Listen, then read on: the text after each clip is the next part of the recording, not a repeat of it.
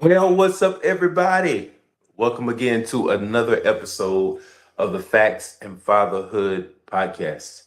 I am your host, Demetrius, and listen, you know I always say it on every single solitary podcast.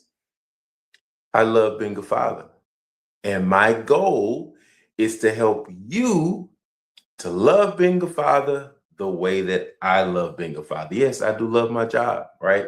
I always talk about that t-shirt that somebody bought me one time for Father's Day that says fatherhood, the toughest job you will ever love, right? Love the job, love doing it. Been doing it for a little while now, and been doing it so well that finally, we're grandparents, and we just had the opportunity to celebrate that 1 year birthday of our grandson. Listen, it is the best gift ever. So just hang in there, Dad. Eventually, you'll have an opportunity to rock your grandson or granddaughter too. It's a whole lot of fun. Well, guys, listen, we are so happy to always be able to come to this space with you, spend this time with you, share with you, have these conversations with you that we think are going to be so helpful and beneficial in your journey of fatherhood. As we always say, we are just good men who are doing our best and working every single day to make our best better. I just want to be better today than I was yesterday. And if I can accomplish that, guess what? I can give myself a check mark and know that I am doing good and I am on my way to seeing what my best will look like the next time and the next time and the next time, right? So we just want to continue to get better. And today is no different. We are going to have a great conversation today. I am so excited for my guest that I have with me in the studio. But first, remember, y'all, you cannot forget every time we always have to go through this and we always have to remind everybody, please do me a favor, like and share, subscribe to the podcast. I mean, come on, right there. And then hit that notification bell. Share this podcast, share this with some friends, share this with some families members. Tell them, hey, you need to watch this. You need to see this. I think this is going to be beneficial and it's going to be helpful for you. So I appreciate y'all. Would you just help me continue to just increase and grow our channel and grow all the things that we have going on here on the podcast? And also remember, you can go over to our website because we got some really, really great things over there. Okay. One of my favorite things that I'm always going to make sure that you guys are aware of is that you can get your hands on this wonderful little hoodie. Now, a lot of my product is over there. Our product is over there in the site. It is dedicated to the memory of my dear dad. And one of the things my dad used to say all the time is, boy or girl or whoever, don't let the devil fool you, right? So I think it's really, really great. And we have this on cups and we have this in hoodies and tees and caps and all that kind of stuff like that. It's just a really good message, all right? Don't let the devil fool you, no matter what. Don't let him fool you. And then, dads, as we kind of develop, you can get over there and get yourself what I call the target practice journal. That's going to make a whole lot more sense to you once you get your hands on it. I am excited to report to you, and I want you guys to just keep on being reminded and get ready, because right around Father's Day, you're going to see this thing come out like arrows in my hand. This is a book that I've been working on for some time, right? And so I want you guys to be able to get this book. I want you to get it. And then I want you to get that target practice journal so you can actually take the time and journal and record your journey as you are in your own development while you are helping your arrows prepare to hit the target. All right, guys. So listen, go over there. It's a whole lot of other stuff over there for you to take a look, a lot of stuff for you to grab and get your hands on. And so I'm so excited about you being able to do that. Okay. All right. You're going to do that for me. I appreciate you so much. All right. I'm going to give you a big thumbs up right now. And I'm going to tell you thank you. They're going to tell you thank you when you check out and all that good stuff like that. But yeah. Thank you. All right. So we got some really good things that are happening. And I am so excited, by the way, y'all. I am so excited. And I'm ready now. If you're ready, I'm ready to welcome our guest to the Facts and Fatherhood podcast. So, I think, he may be ready to share with us, and we're going to bring him in. Everybody, please do me a favor and welcome to the Facts and Fatherhood podcast, Mr. DJ Laurie. How are you, man? What's up, Demetrius? I'm doing fantastic, man. Beautiful introduction. That was you're firing me up when you were telling me about all the stuff you got, on the horizon, dude. That's awesome. Absolutely awesome. So thank you so much for allowing me to be here today. I'm excited to dive into the facts and the fatherhood, even though I'm not a father, right? Yeah, man. I'm a son though. So I have that perspective. Yeah, well, you know what? We welcome that perspective because you know what? All of us who are fathers at some point, we had to be sons. And you know what's funny is sometimes us, when we get into our role of being fathers, sometimes we forget that we used to be sons, right? And so a lot of times that can kind of create some of these disconnects. But before we get into that, listen, man, let's just hear from you. I want you to tell our audience a little bit about you. Tell us, just what's up. Tell us more about you, DJ.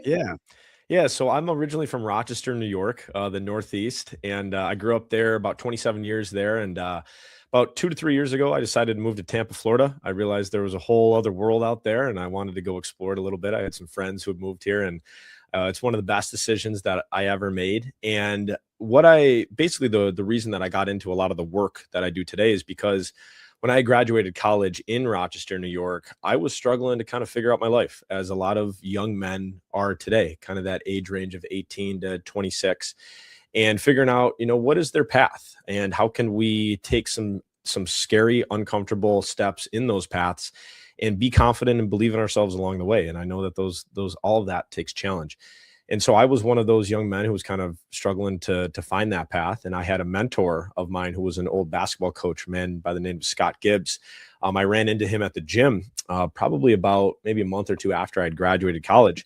And we got into a really nice conversation that essentially changed my life. He started essentially mentoring me and coaching me about 2 to 3 times a week for the next 3 years. And at the end of those 3 years, we decided to build a business together. And that business, the parent company, is called Acres of Diamonds. And essentially really what we do is it was really centered around mental fitness and self-leadership. And we started partnering with a lot of companies in Rochester, New York, and running them through an 8-week mental fitness program. And so I was 25 years old. I was a full-time graphic designer that I then took part-time graphic design work. And then on Tuesdays and Thursdays, I was running these mental fitness groups for these top place to work companies. And it was really cool. And as I did that, we had more parents start to say, hey, all the work that you're doing with us, could you do this with my son? He's 18, 19, 20. He's lacking a little bit of confidence, a little bit of some mental fitness between the ears and some direction. And I think this stuff he would really enjoy this. And so I started working with some of these young men on a one-on-one basis. And it was more like coaching. And I always was very adamant about, hey, I'm not a therapist or a counselor. I believe though in tracking healthy habits, waking up on time, eating healthy, exercising, reading, and doing the little things right. And I said, and I can talk to your son about how to do those things right, because I think I'm pretty good at them. And so I started working with these young men on a one-on-one basis. And then over the next about 3 years, I had kind of built this community.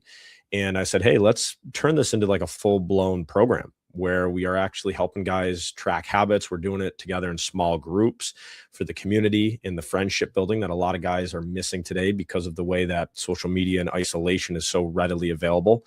And convenience. And so we started building this program about a year or two ago, and it's been really cool. It's called Be That Guy now. And that name was actually created from a couple of the guys in the group. And what we do now is we work with young men who feel just a little lost. And I'm always very open about, everybody feels lost at some point in their lives. It isn't a sign of weakness. It isn't a sign of lack of intelligence. I think if you are courageous and honest enough to say, hey, like I could use a little bit of guidance right now, I think it could change your life. And so I talk to these guys about doing the little things right. So we track habits. We meet each week. We have a full calendar. I actually have my calendar right here that we basically write them all down, and then we come back together and we say, hey, did you do what you said you were going to do? And this all follows the principle, or the big belief that we have, that self-belief and confidence is built from this thing called controlled friction. And it's essentially building a little bit of pain, very light pain, nothing wild, into your daily routines that causes you to essentially prove to yourself that you can do something hard. And I think that is what we're lacking a lot of today with young men, unfortunately, is their belief in themselves that they can do hard things. And I think it's just because of the way that the world is kind of evolved with technology, with convenience, with a lot of the male influences that guys see online. I think we've lost a little bit of self-belief as young men, and that confidence. And so I believe that we solve it by controlled friction. And that's what we do with our Be That Guy program. Wow. So y'all heard it, right? Y'all heard him say it. I didn't say it. He said that he is the one who can teach you how to be that guy. Exactly. Yes. I love it, right? So this program though is so great because it's centered around some of the things which you just kind of mentioned a little bit of some of the things, and just maybe kind of talk to us a little bit about that, as to like what you really see in your work, that what's happening with the young men in the world today. Like what is going on with them, like mentally, and different things. It's funny, and I'll let you answer. I was just thinking while you were talking that there was a comedian, and it was very comedic what he was saying, but the point that he was making was really, really, driving home. He was talking about, like, he was talking to his son, and he says, okay, come on, let's go out. I said, I'm tired of you being on the video game. Let's go out and let's race. He says, and he gets on the line, and him and his son get on the line, and he says, on your mark, you ready, get set, go. He says, he takes off running, and his son is back here doing this. And he's like, sometimes, we don't realize, how there are things that are influencing the behavior that we see. And sometimes we're just kind of hard on the behavior. We'll get to that in a moment. But talk to us a little bit. What's going on with these young men in the world today? Yeah, so I think there's two things that are going on right now with guys. I think the first thing is being comfortable is very easy and very readily available. If you think about, you can order Chipotle to your door and never talk to anybody and never leave, right? 10, 15 years ago, you had to go buy the ingredients to make that. Same thing with entertainment, right? You can go on social media, Instagram, TikTok, and you can be readily entertained for very, very little effort. And so I think what's happening right now is, and I'll just focus on young men just because that's that's the audience we work with. Young men have very high reward for low effort right now, right? Low effort of, hey, I can be entertained, get a really nice dopamine hit, and it takes me, and I can do it almost instantly, right? In a couple seconds. And so I think what happens then is when they get involved with harder things, when it comes to school, when it comes to a job, when it comes to relationships, financial budgeting, those things require a little bit of effort. And when the effort now is required and they haven't been used to giving effort for things, it then overwhelms them. And then it then becomes too much. And then they start to retreat. And then they start to get back to the comfortable place, which is why so many young men are, I personally think, living at home with their parents, because it's a very comfortable, safe environment. And so I think that's one of the things that is going on. And by the way, I want to also add to that. I also don't think it's not their faults, because they've grown up with a phone in their hands, right? It's kind of like it's the natural environment that I think a lot of these young men are living in. And I think it's a lot of the parents have also thought this is the right thing to do, right? Hey, my little kid's going nuts. I need to give him an iPad just to shut him up and quiet him up. And then that happens for the next 5 to 10 years of his life. And now he's like really into screens, right? And he doesn't know how to communicate that well. And he's used to that comfort. So I want to, make sure that I'm not being harsh by any means. I just want to say, like, this is just what I think is going on, right? It doesn't necessarily mean it's bad or good. I think it's just what's going on. The second thing that I think is going on is, and you hit on this a little bit, Demetrius, is the influence. And so I think because of the access we have to literally everybody, we now have access to a lot of, we could say, influencers who may be pushing certain agendas about what it means to be a good man, or what it means to be masculine, right? It's about money. It's about manipulating women, right? It's about power and status. It's about, clout, and how can I be this extreme kingpin while suppressing everybody else? Like, that's what masculinity is, right? And we don't talk about our emotions, right? We don't need other people. And I think when you have a 14 to a 18-year-old watch that, and they see it then get 300,000 views and all these crazy comments, and you see this guy who is trading crypto and living in Dubai and driving Lamborghinis, you're like, wow, that must be the plan. That's what I have to do. And so that's where I think a lot of these young men then get pulled in this other direction of, now, wait, is that really what I need to do to be a good man or to eventually be a good father? And so on the surface, and I tell guys this, I'm like, listen, I'm all for making a lot of money. I'm all for getting the Lambo, and I'm all for women being attracted to me. Yet that is not my Everest, right? That is not my North Star. That is essentially a byproduct of me working hard towards something bigger than myself, right? It's kind of like, I like to say, there's this great analogy I heard once where a light bulb's main purpose is to light something, yet it also gives off heat, right? So like, my main thing is, hey, my goal with Be That Guy is to build a community of young men where we talk about doing the little things right, healthy masculinity, emotional intelligence in men, and how can we be leaders of ourselves, families, and in communities. And also, you're going to make some money along the way, and you might even be able to buy a Lamborghini along the way. And there's probably going to be some women who are attracted to you because you are a man with purpose, and you're a man with a story, and you're driving somewhere, and women like that. And so I think that's the other thing that I think a lot of guys are struggling with is who are the good men right now in the public eye that I can look up to and really model a lot of my behavior after, assuming that, obviously, let's say, hey, they have dads, and sometimes dad's voice can go a little numb, right? Sometimes I want somebody else besides dad and mom to inspire me and to listen to. So I think those are the two main things that are kind of going on right now with young men. Wow. Yeah, that's pretty insightful, because truly, you can definitely see once they get into that stage. I raised two boys, Mhm. and you can definitely truly see once they get to a particular stage and they're very, very impressionable, and they're trying to figure things out.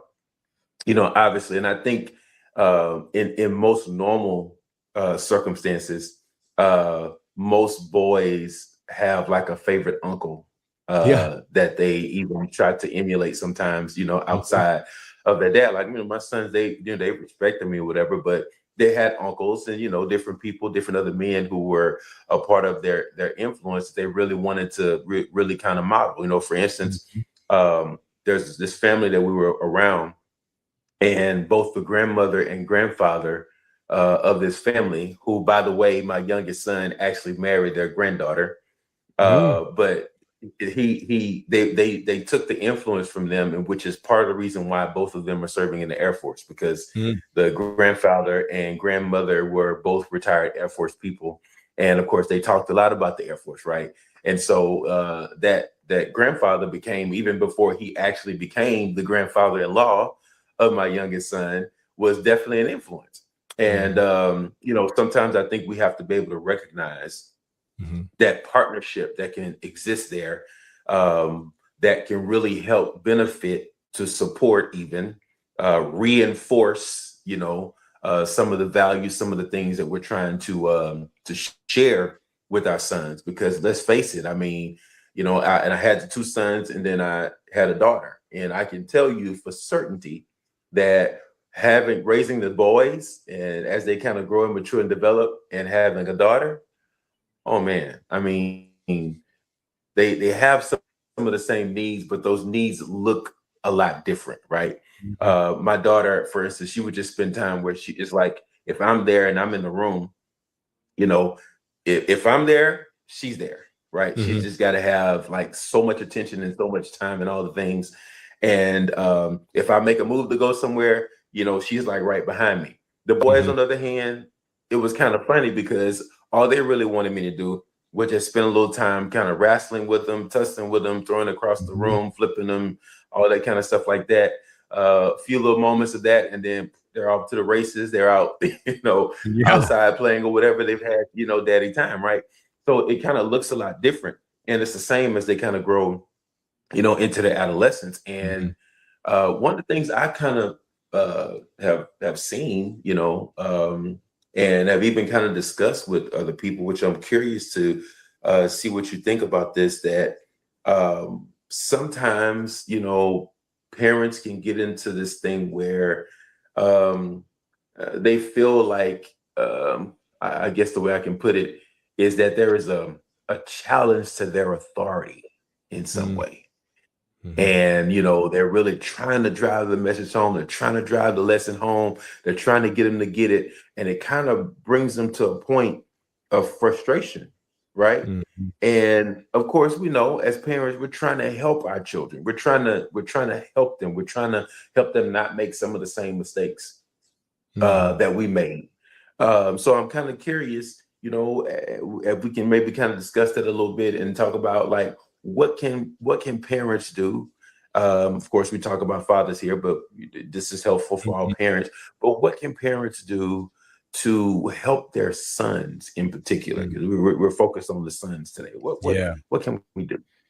So one of the stories that just popped in my head when you were talking about that was I remember being 17, 18 years old, probably right before I was going to college. And I had, I was backing out of the driveway and I clipped a tree in our driveway with like on like the side of the car. And I was moving fast. I wasn't paying attention. And my father saw it and he literally just looked at me and he just said, "Get out of the car." And I was like, I knew I was in trouble at that point. And we kind of got into it a little bit. And I was like, I'm trying to get out of here and this. And he's like, I got it right. And so he said something I remember in that moment that it's funny. It's just kind of surfacing. He said, Deej, at some point, you're probably going to stop listening to me. And he said, and I get it because I was you at one point. And he said, the things that I say, they probably in theory are going to be majority right, but you're not going to hear them because I've been there your whole life, right? I'm your dad. And he said, so at some point, you're going to have to start making your own decisions about what is right and what is wrong and developing your own ideas and developing your own beliefs based upon your history of us parenting you. And I remember when that happened, I was like, huh, like that's a really smart thing for him to say, but I should I give him the credit for it right now, right? I'm in this heated argument with him, and I was like, "Damn, Dad, that was really good." Um, but I think when it comes to parenting a son, I was actually talking to somebody about this yesterday. I think our natural instinct, and this might be a little bit more with guys because we are wired to protect and provide safety. Whenever something pushes against us, I think our natural instinct is to push back at it, right? Out of fear and or out of like our brain trying to kind of detect that threat. And I think one of the things that I've personally found very advantageous whenever you kind of come into a conflict with anybody, really, I don't even know if it necessarily has to be your son with anybody or with anybody, is instead of pushing against it, how can I catch and bring them with me?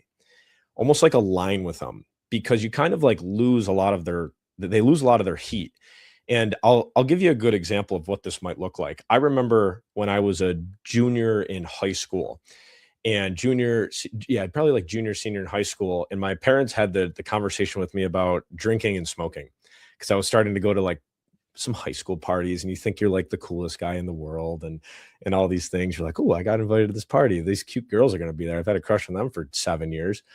And so we had this great conversation. And I remember my mom saying, listen, Deej, you're probably going to be offered alcohol at some point. You're probably going to be offered weed at some point. And we aren't going to be there to tell you not to do it. All right. So we don't know if you're going to do it. Yet if you do it, please be safe with it. Don't get into cars, right? Don't do it excessively. Yet we know that you're probably going to be enticed to do it. Like we just want to let you know that we're aware of that. And I remember when we had this conversation, it kind of took the allure out of me going and being rebellious because they already knew it. It was already kind of like they already shined the light on it. And I had some friends whose parents were super strict about that stuff. And they were like, if you do any of that, like we're going to have problems. And that's all they wanted to do because of that rebellion nature. Whereas my parents were the complete opposite. And they said, listen, like, we know what's going on here. We know what you're going to be tempted with. And if you're going to do it, like, please be safe, right? Please be aware of it. And I remember like going to these parties and just being like, I'm good. Like, I just liked seeing all of you guys. Like, I kind of don't have really any huge interest in doing this. I was an athlete as well, so I just naturally wasn't really into it. But I think that that strategy of parents getting in front of the pushback that the son is going to probably have, and kind of like thinking into the future a little bit, and then bringing it right into the present moment and being like, listen, like, I know what's going on here, right? And it takes away, I think, a little bit of your son's natural tendency to want to rebel, because there's nothing to really rebel against at that point. So that's something that I've found was pretty interesting, and a pretty good approach to it. Mhm. Yeah. Yeah, I'm really sitting here thinking about how some of the most pivotal moments in my children's upbringing, especially as they started to get into, like I said, the teenage years, because Mhm. on the parent side, once they get to a certain age, you kind of start to believe, or you kind of start to feel like they believe that you're probably the least smartest person that they've ever met in their entire life at Yep. some point, right? That's just kind of what it seems like. Oh, here we go again. Hmm. It's remember the same speech, and my children talk about it now because we had a series of lectures from dad, Yep. and they pretty much would say to me, they say to me now, it's like, we would just be like, oh my gosh, we just wish he would just go ahead and spank us and just like get this over, because this is torture, right? But it was like, yeah, but the point was, I wanted you really to understand, and I really wanted you in those lectures. I often repeated to them, and I explained to them, right now, your mom and I, we are telling you when to go to bed, when to wake up, your chores, all the different things. But, and I used the example I used, I said, at some point you're gonna like literally blink your eyes. Cause I gave them an example. I felt like I was like teenager, I was the energy of my teenage years, and I blinked my eyes and I was 20, you Mhm. know. And then before I know it, I blinked my eyes and I was 30. And I told them that time kind of passes almost in blinks.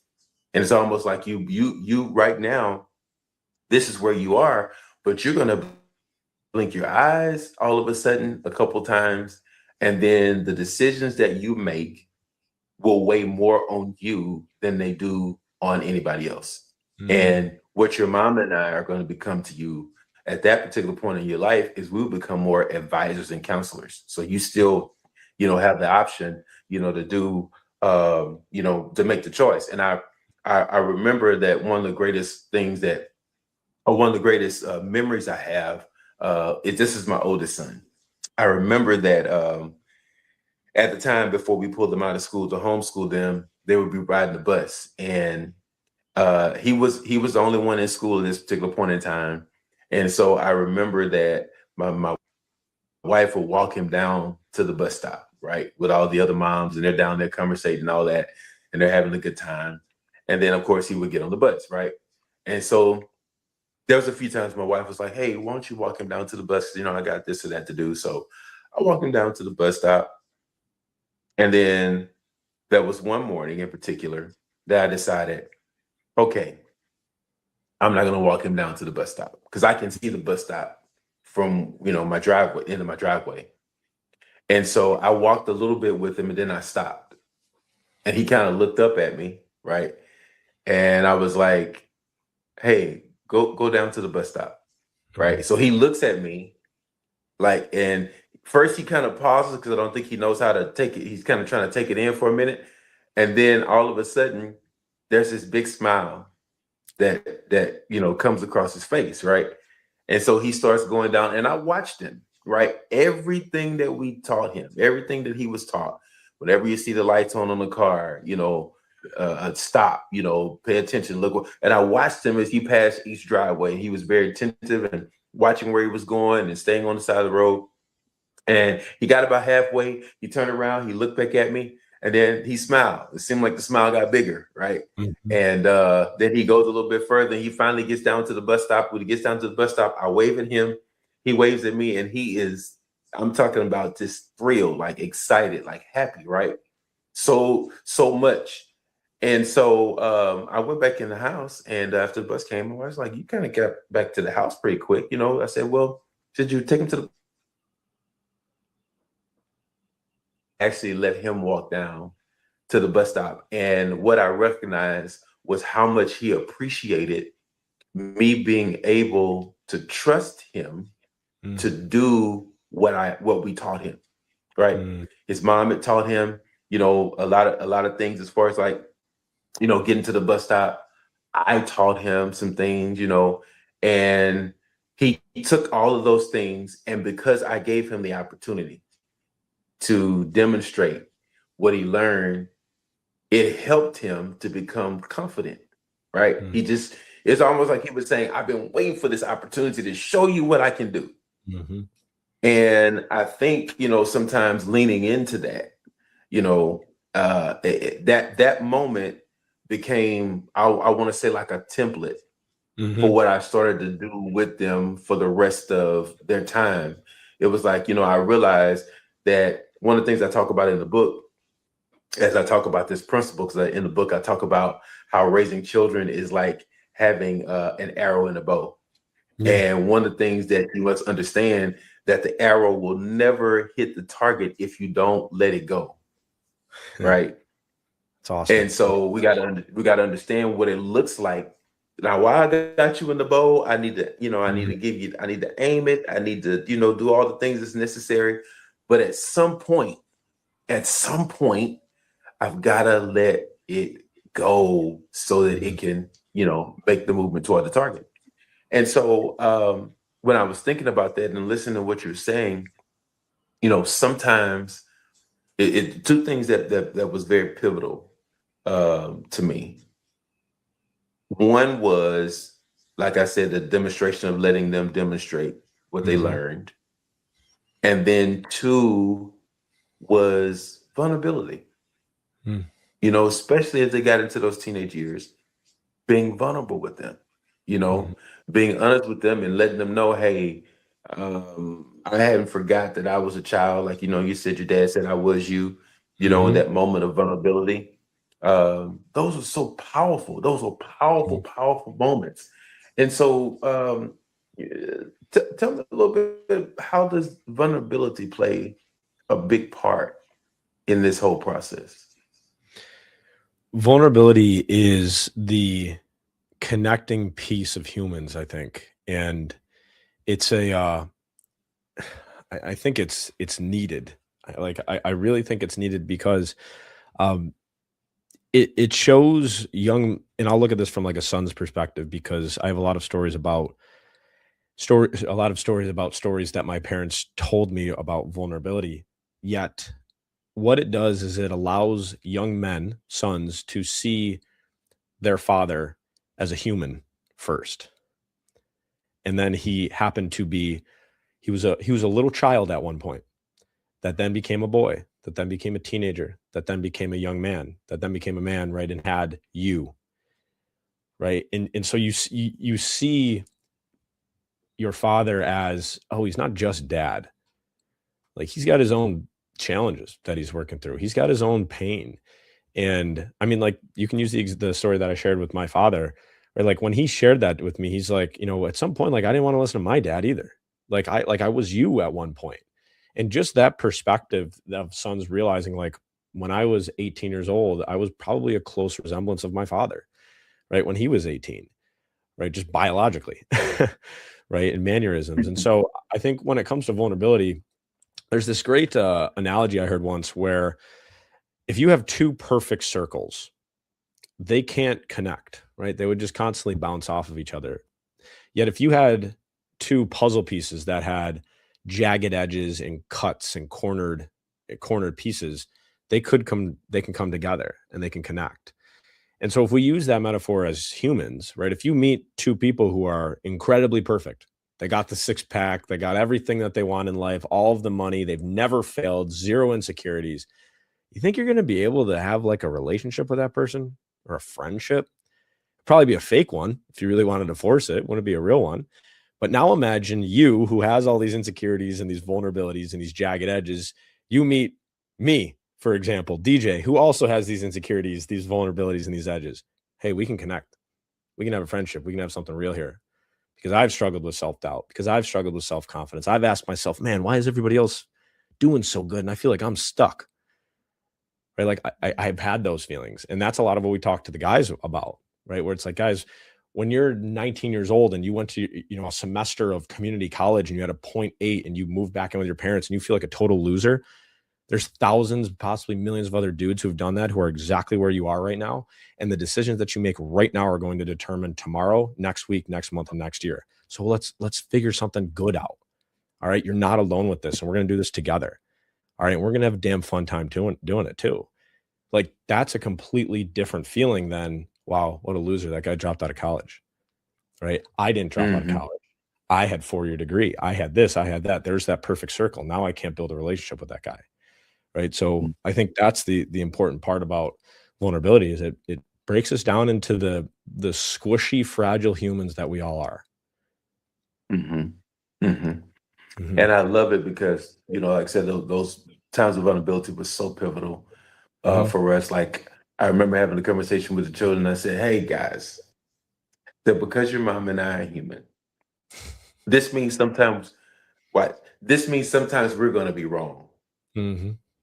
I will never forget the look on their face when I said, sometimes that means we're going to be wrong, right? Then here was my caveat, though. Now, it's never your responsibility to try to correct me when I'm wrong, or to correct us when we're wrong.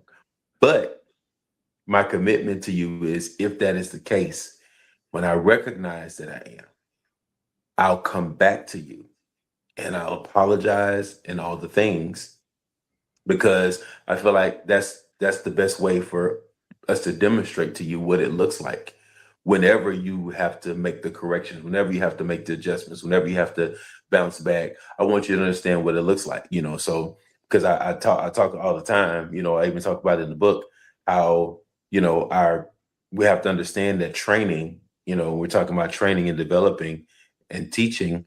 It is a combination of two things. It is a combination of both demonstration and articulation. If I demonstrate but don't articulate, you're really not getting very much for what I'm doing. But if I articulate and I won't demonstrate to you, like I'm telling you about boom, boom, boom, I'm trying to beat into your head respect, but I never demonstrate respect.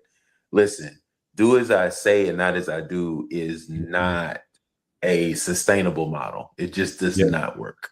And so those things and those spaces of vulnerability were so pivotal and so important. And I believe, like you said, that these are things that really can help and benefit our young men. I got a couple more questions, then we're gonna jump off of this ship. But I'm gonna maybe put you on the spot for a moment. We're just gonna see. So I'm a dad, and I'm struggling right now with my son. We keep butting heads. I can't figure this out. I've tried a couple of different things, and maybe I'm to the point where I'm getting ready to take him in the backyard and say, hey, strap some boxing gloves on. I love it. It's a great solution.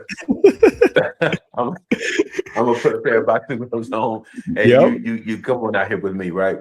Yep. And I'm frustrated. That, and maybe there is a dad in this scenario. I'm frustrated, and I don't know what to do. And I'm gonna ask you to be the son in the scenario.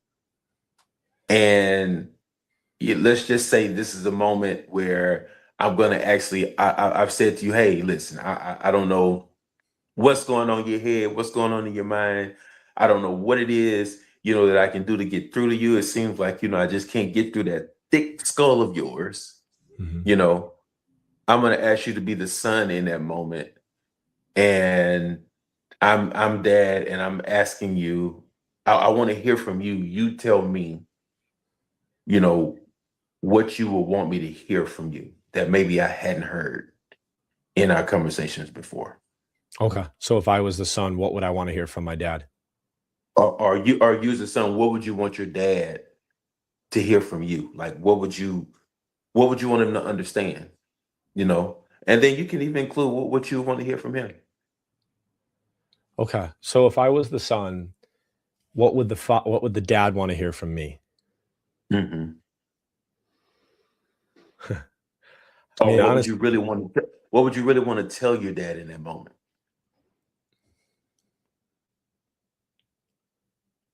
I need your help. That was I need good.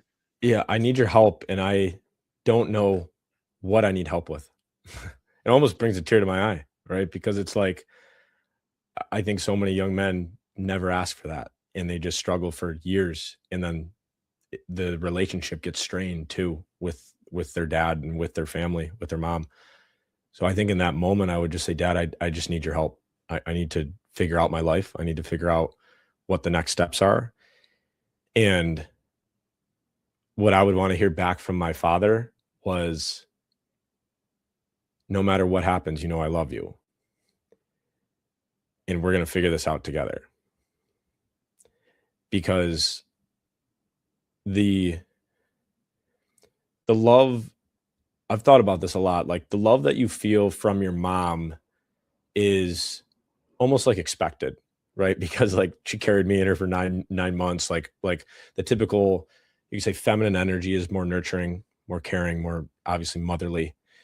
Guys, we don't talk a ton about the word love, right? I think it kind of is a little uncomfortable. And so some of my most powerful moments in my life with my friends, with my father, with guys, we said something along the lines of like, dude, I love you.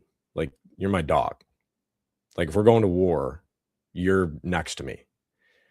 And that's something that when you hear that from your father, I don't know if I can describe that, right? That's something where it's like no matter what it is, I'm in. Right? Like, Hmm. let's do this together. Let's figure it out. My father has this really cool. If you can't tell by now, I have a really, really good relationship with my father. He's my greatest role model still today. I'm 30 years old and he's my superhero. And he has this card on his desk that is a picture of a little boy, probably like 3 or 4 years old.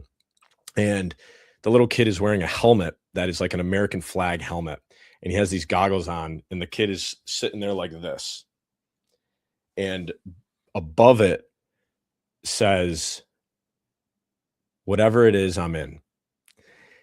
And my father saw this card in a store and he immediately bought it.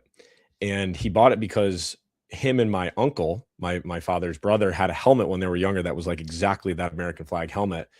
And that was the mentality that my father always embodied and still does today, where it's like, whatever it is, I'm in. Like, if you're my dude, and you're like, "Hey, let's go run 10 miles tomorrow in the snow." It's like, "Sounds good. What time are we doing it?"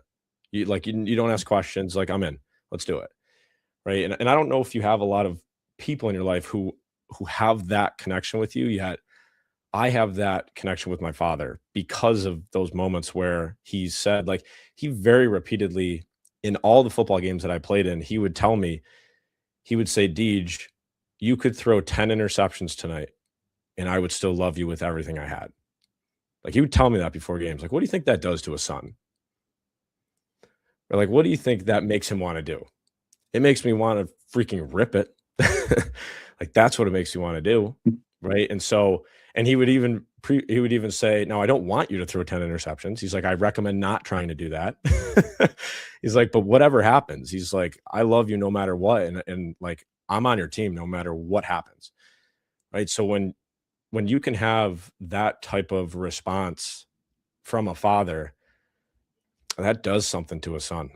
That does something. And I don't and there's probably a lot of things that a mother can say as well, yet and I have fantastic relationship with my mother. She's my counsel. When things go bad, I typically would go to her. um Hmm. Yet I think that father and son relationship, when you talk about, "Hey, I'm in, like I'm on your team," and there's going to be times too when things don't go our way. I think that's really, really important for fathers to communicate with sons is, "Hey, like you're going to fail sometimes. Like sometimes Hmm. you're going to be embarrassed. Sometimes you're going to be hurt. right? Sometimes you're not going to know what to say, and you're going to babble on your words, and you're going to feel like a total idiot. Like, that's part of Hmm. going through the dragon skin, right? That's part of Hmm. toughening up, in all honesty, right? If we want to toughen something up, we actually have to put it through something hard, right? Put it through Hmm. something challenging. And so, which I think is a big reason why we have a lot of young men today who everybody says are soft and entitled. It's because, well, let's think about the comfort that they're constantly surrounded with, right? So Yeah. yeah, I know that was a little bit of a long-winded answer to that, but that was an important answer for me personally. Yeah, that's really good because it made me think about a particular moment with one of my sons. We were having a conversation. It was something he had done. Mhm. He made a mistake, and he was so tore up about it, right? Mhm. And the thing that in conversation with him, I found out was tormenting him was him thinking about how disappointed I was, right? That's Yeah. pretty much what he brought up in the conversation. Hey, Daddy, I know I did, and I know that disappointed you, blah blah blah, and all this.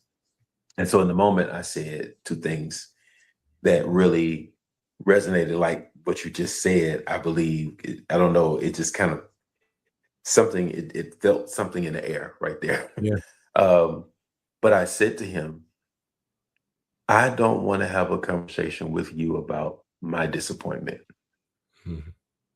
There's two things that I want to talk to you about. One, what have you learned, from the scenario? What have you gotten out of it? What are you going to do different? Because we don't have to just go round and round about. I don't want you focused on my disappointment. I want you focused on what how you plan on not allowing yourself to be back in this space again. Mhm. And so after we kind of shared in that moment, then I thought it very important to tell him, now, I want you to walk away from this conversation knowing that you have my full vote of confidence, that you have the ability, you have the capability. You're way better than this whole scenario, this whole situation, right? We're not going to let this define you.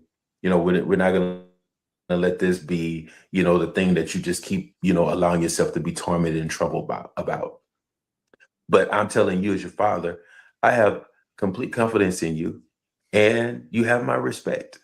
Mhm. Oh man, I mean, we were both kind of in tears in that moment, Yeah. Yeah. because he heard me say to him, "Hey, I get it. You made a mistake. We're not going to focus on my disappointment. You got my full vote of confidence. I'm still in your corner, and you can do this." And I told him, "Hey, and of course, I'm always here. You know, Mhm. those things actually in those scenarios, it's funny how those situations can actually bring us closer together. It's Yeah. funny how the way we handle those situations as parents can give can actually give our voice more weight, Mhm. than we realize. And so one of the things I'm really grateful for in my adult children's lives is that they will come back. They will come Yeah. and talk to me. They Yeah. feel comfortable coming to talk and share with us, the different things, because we made that open. Like, you can really come and share. We can really talk, and I'm going to talk to you like another adult. Yeah. I'm not going to make you feel shame and all those kind of different things like that. And it has really been something that I've cherished. Yeah. Not to barge into there and be like, well, let me fix it, let me fix it. No, no, just kind of let them go their way, because I think one of the best gifts, I talk about that in the book as well. One of the best gifts you can give your adult child is independence. Mhm. And they go forward with that independence, and they always know when to call. Like, he'll Mhm. call when he feels like he needs to call. She'll call when she feels Mhm. like she needs to call. But those moments of just that, again, just that vulnerability, those moments have really solidified, our relationship. And Mhm. as they grow and as they develop, it's I have precious memories of them growing up. But this season of parenting, for me, it has its own, little treasures Yeah. that are in there. So I'm really, really appreciative of that. Man, listen, I'm having fun So much. chat with you and talking to you, but I want to know two things. One is, do you have any recommended reading material Mm. that you have? Maybe some books maybe some videos, maybe. And then, of course, you got to tell us, about the Be the Guy, Be That Guy Yeah. podcast. I mean, we got to know. We Yeah. got to Without a know doubt. where we can go grab some of your resources. That thing we got to know. Talk to us. Yeah. So I'll start first with some of the books that I think have had a big profound impact on me. I'll give four recommendations. These are books that have really, really changed the way I think about things. So the first book that we actually have every guy read, it's mandatory when we kick off our habit program for Be That Guy, is The Compound Effect by Darren Hardy. And very simple read, shouldn't take you too long. But the basic idea of the book is doing the little things right and not missing them. And if you do miss one, don't miss 2 days in a row, right? Very simple rule. Simple little things like waking up on time, going to bed on time, reading each day. Maybe you want to count some calories or have an apple a day, right? Go to the gym, move for 30 minutes for a certain duration of time each week. And don't miss those. Don't lie to yourself and create a visual system to track it, right? And so that's a lot of what we do and Be That Guy. I read The Compound Effect probably 3 or 4 times, and I was like, this is a really great way to get guys moving in a direction, right? Gives them structure, gives them routines. So that's the first one I would recommend, The Compound Effect by Darren Hardy. Second book is called It Takes What It Takes by Trevor Moawad. And this book is about I think the subtitle is How to Gain Control of Your Life by Thinking Neutrally. And one of the things that changed my life in my 20s was, have you ever heard of the Chinese farmer story? I don't think I have. All right, so this is an incredible story. It's like a 1:38 video. I actually just did a podcast on this. We're actually releasing the podcast today, actually, in about on Thursday. So it's really it blew my mind. But basically, the idea of this story is that we don't know what's good and we don't know what's bad. Events are just events, and then we create a story around it, right? So great example, right? I got fired from my job when I was 21 years old. I thought I had my life figured out. I thought it was the worst thing that ever happened to me. In that moment, I thought that was really bad. Yet I met Scott a couple weeks later, and then we ended up going in the direction. And now I have the opportunity to speak with you today, Demetrius. I don't think I ever would have had this opportunity if I hadn't gotten fired from that job. We don't know what's good and we don't know what's bad. And so this idea, I like to personally call this neutral thinking, not applying negative or positive thinking to any event. It's just an event, right? And in the book, Trevor Moawad, he talks about how he's like, I can guarantee negative thinking works. He's like, if you think negatively, you're not going to feel that good. He's like, I can't really guarantee positive thinking works. He's like, because I don't really believe in just screaming affirmations in the mirror all the time. And personally, I don't believe in that either. I don't think you can trick yourself into happiness or trick yourself into progress. I think it comes from action and doing the thing. So he really hits on try to think neutrally about the event and what's going on. Right. And so that's another book that I haven't made it a requirement yet because we adjusted our program. We'll probably get into this in a couple of minutes when I explain Be That Guy a little bit more. But about halfway through our program, what we do is we go from the hard skills of tracking habits into continuing to track the hard skills of the habits and the confidence building throughout the remaining 13 weeks. But what we also do is in our sessions, we have a conversation. We have 6 different topics around neutral thinking and healthy masculinity. And so this is about how can you be a better listener and put the ego aside? How can we remember that everybody has a story and I can empathize with people better, right? How can I remember that events are just events and I ultimately apply the meaning? How can I find 10% in every event that's going to help me?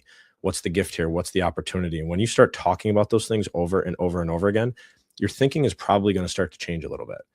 And so that's a great book. It Takes What It Takes by Trevor Moawad. Third book that I'm a really, really big proponent of is The Gap and the Gain. And it's by, I actually think I have it somewhere. Oh, it's right over there. Dan Sullivan and Dr. Benjamin Hardy. Awesome book. It's essentially, how do you measure success? Do you measure it in the gap or do you measure it in the gain? Do you measure all the things that you don't have or do you measure all the things that you do have? So that's a really great book around changing your perspective around what you've accomplished. I think a lot of the times we forget about the things we've done. And this is a big reason why we have all of the guys track their habits visually on a calendar, because then after 3-4 months of doing this, you look back and you see hundreds of X's and you're like, what do you think that does to a young man's self-image? Wow, I followed through on 90% of the things I said I was going to do. holy cow, maybe I'm not as big as a loser as I think I am right now. Right? Like it just has all this evidence that you really can't debate somebody over, right? It's like, here it is, assuming you were honest with it. So that's the third book that I really like. And then the fourth book, and this is a book that really, really hit me hard in my early 20s, is called Deliberate Discomfort. This is a book written by Jason Van Camp. And the book has a really cool way that it's written. It's written by a bunch of Green Berets, Army Rangers, Navy SEALs, and each chapter is a different serviceman or woman. And then the chapter is broken up into the serviceman or woman writing about their experience in combat, where they intentionally chose discomfort and why that was important at the time. And then the second half of each chapter is a psychologist or a mental toughness expert explaining what this did and why they decided to do it. Really, really cool book. And so I remember reading that book along when COVID was kind of starting to hit. And after that book, I remember running 3 miles in the snow, right? Like waking up at 5 a.m. I mean, I just made everything harder on purpose because I read that book and I just was like, I just want to do harder things. Like, let's see how painful I can do this. And, after a couple months, I was running 3 miles in the snow. I was doing like the Murph workouts like 2 to 3 times a week with dumbbells in my backpack. And I just did it because I thought it would just make me a better man.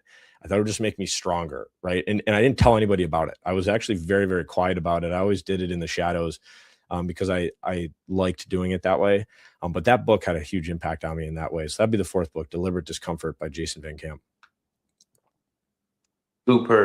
Superb. See, this guy's running in the snow, 3 miles in the snow. He's that guy. Go run in the snow. I'm telling you, you'll humble yourself pretty quickly. I always tell people, I say, I think more young men should experience combat sports. So jujitsu, MMA, boxing. I think that is fantastic. I'm not saying you guys got to go fight everybody, but that is some of the most humbling stuff you will ever do in your life. And running in the snow is also super humbling. It's very exhausting and tiring. So I recommend everybody try it. It's good for you. Yeah. So and I like the name, the name, the nickname Deej. That's Deej, cool. Yeah. Yep. Deej has a website called www.bethatguy.com where you actually can go and check him out, and so where can we listen to your podcast? So real quick, the URL is bethatguyclub.com. I just want to make sure because we are technically Be That Guy Club. Be That Guy Club. I technically call it a club because people are like everybody was calling it like it's a community, and community's kind of long. I'm like, this is a club. It's like an elite club of guys, right? So like that's the way that I kind of call it. So so it's bethatguyclub.com, and that basically has like our habit program. And so if you're a parent, you can go there and you just click on, hey, I'm a parent, and then it literally shows you here's exactly how our habit program is all kind of run. So the way that we run the habit program is essentially we start a new one each month, and we typically do anywhere from like 3 to 5 guys. And typically all of these guys are coming in from parents, right? So they're all parent related. And typically it's actually moms.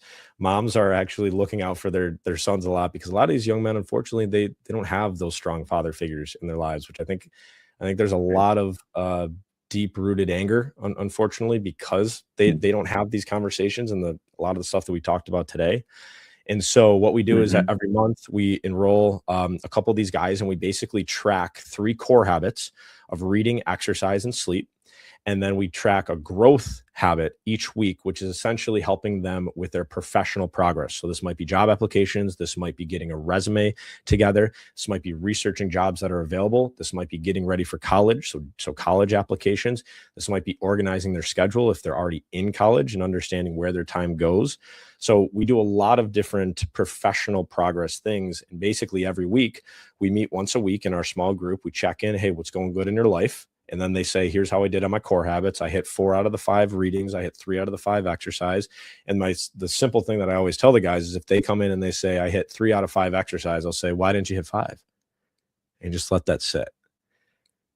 Right? I'm not fixing you, right? It's not my job to fix you, right? This is me just being curious about your life. And Demetrius, you should see the answers we get back. I was lazy. I got to make some changes, right? I can do better. Like if you ask these guys these things, like they know the answers, right? And they know they just got to do the thing, right? And I tell them, I say, hey, boys do what they want, men do what's required, right? You can either be a boy or a man. It's up to you, right? I'm gonna sleep either way. I'm gonna sleep good either way. All right, because I'm doing my things because I do all the program with them, right? I never have them do it without me. And so we check in each week, right? We go through our core habits and our growth commitments. Then each week they essentially will set a new growth commitment based upon the progress that they're making. So it's so cool. Like you'll have guys start working in, let's say, March, and by the middle of March they got 3 job offers, and they're like, oh my god, like what do I do? And I'm like, you got to pick one of these now, right? It's like, now you're gonna start making some money, and then once you start making some money, it's like, hey, let's start budgeting. Let's not spend thousands of dollars on weed, vaping, and junk food. Right, let's start to adjust your spending here, right? Let's think this through. And so then we get into like budgeting if the guys are starting to make some money. So it's really cool just to see, like, the thing I get out of it, and I realized this too a little while ago, was the financial piece is cool, right? It's like, hey, I'm making a living doing this. Like, that's really cool. I really enjoy that. Yet I just genuinely like seeing these guys changing their life. Like, it's just cool to watch. It's very inspiring to watch a guy go, man, I was playing 9 hours of video games a day, and now I'm exercising 5 times a week. I'm reading The Compound Effect. I'm turning the TV off at 11:30. I'm studying to go to this architecture school, and I just made $1,000 last week because I started becoming an Amazon driver. And you're like, wow, that's pretty freaking cool. Like, I'm so happy that I get to see that. Like, and I just get to experience those guys doing that, because I know that there's a lot of guys out there who aren't doing those things, and they're going to stay stuck for 1 year, for 2 years, for 3 years. And then their relationship with their parents is going to get strained. And then they're going to kind of get desperate. And then they're going to join our group at 25 when they probably should have joined it at 20. And so that's what I love to see. And I tell the parents, I say, listen, we don't have a secret formula here, right? I'm not telling your son things that you don't know about. I said the key here is it's the dynamic. I said the content is probably going to be a lot of similar things to what you've told them. Yet the thing is I wasn't there at your son's 10th birthday. I didn't give your son the keys to the car when he was 16, right? I wasn't there when you had your first drink with him, right? Like, I'm a third party objective on your son's life. So I don't have a history with your son. And the parents who get that are like, like, that's what we need, right? We need like a support that isn't us. And once parents realize that, that's when, I'm talking to these parents are like, this is awesome, right? Like, you're going to probably talk to them about a lot of things we've already talked to. It's just a different angle. And my separation from their life makes it, hey, this is on you, right? Like, I'm not going to be there at 5 a.m. to wake you up. Like, you got to get out of bed and go to the gym if you really want to do this. And if you're committing to doing this 4 times this week and you come back and you say, I hit 1 out of 4, I'm going to say, why? Right? Like, if you hit 4 out of 4, I'm going to be like, dude, that's awesome. Like, congrats. That's fantastic. But if you hit 1 out of 4, it's a very simple, so what's going on? Right? I have no emotion in it. That's where I express my neutral thinking with it. So it works, right? It's a very black and white approach, and guys change. Guys like think bigger about their lives, and we have a lot of fun doing it. I bust the guys' chops. They give it right back to me, right? If the guy's playing video games for 5 hours a day, I'm like, can we break it down to 3? And like, they'll get a good chuckle out of that. They're like, all right, like, yeah, we could try 3. I'm like, hey, right, you're more than welcome to play 6. I said, but why not 3? And so we have a good time doing it. And so I think they enjoy that. So it's awesome. And so if any parent wants to learn more about that, just go to bethatguyclub.com. Good deal. Good deal. Listen, I have had so much fun with this conversation today, and talking with you and just kind of sharing and going back and forth. I'm really thinking. I'm really grateful to be able to hear, the son perspective, Yep. and just speaking as a father, what's coming to mind is, and like I said, I'm reflecting on my children being adults. There's a scripture in Proverbs that talks about um, what it does to the heart of a father to see his children following his instruction. And, because I talk about it now, like, I love spending time and playing with my grandson. I love it so much. But my favorite thing is to watch my son with his son, to watch him, how he's caring for him and taking care of him and fulfilling his responsibilities, and how he's really just, doing what he has to do concerning his family. That brings me more joy than probably I could ever express. Mhm. So really being able to invest that and seeing what that looks like, man, it is. I just described this season of parenting. I describe it as so rewarding, and Yeah. I know it's because if you approach those moments as they come along the right way, it will be so beneficial for you down the line. And you'll be able to overcome, and they'll be able to overcome, and they'll be able to grow, and they'll be able to be better than sometimes even you probably imagined and dreamed that they would be, or even that they even probably thought they could be. Yeah. So it's so great that you guys are making this investment. Listen, guys, go over there and let me get it correct this time. Go over there to www.bethatguyclub.com. Go ahead and join the club, right? Go join the Get in club, there dude. and get in there and see. Wow, join the club. Get Join in the there and club, right? see. See, it worked. Get in there and see how you can develop those habits that Mhm. will cause you to learn how to you can be that guy, right? But there's going to be some things that you have to do in order to bring you to that point of being that guy Mhm. that probably you never thought you could be. Mm. Listen, y'all, we have had some fun today. I know that I know that this episode is really going to benefit you in some great ways. So go ahead and save it over there. Go ahead and save it in your favorites, all that kind of stuff like that. So you can go back and watch it again whenever you get ready and have it up. So what did they say? Let me go back. And then, of course, like and subscribe. Right? That's what we need you to do. Like and subscribe. Go down to the website there. Go get that Don't Let the Devil Fool You hoodie, t-shirt, cap, cup, something. Go get it. All right. I'll appreciate it very, very much. Because again, it's so dear to me. We just built a lot of around these things my dad used to say. All right. Yeah. DJ, I've had fun, man. Thank you so much for being my guest today and being a part of our podcast family, y'all. Everybody, do me a good favor for me. And I know maybe I can't hear you, and maybe we can't see you, but if you would, just do me a favor and let's just appreciate and celebrate my guy here. I love that. That's awesome. All right, listen, y'all. I'm your host. Remember, all we're working to do is to do our best and do what we can to make our best better. I've had Mhm. fun with y'all today. DJ's had fun with y'all today. Go over there to the website, check it out, look for more, and listen. I'll look forward to seeing you the next time here Mhm. on Facts and Fatherhood. See y'all later.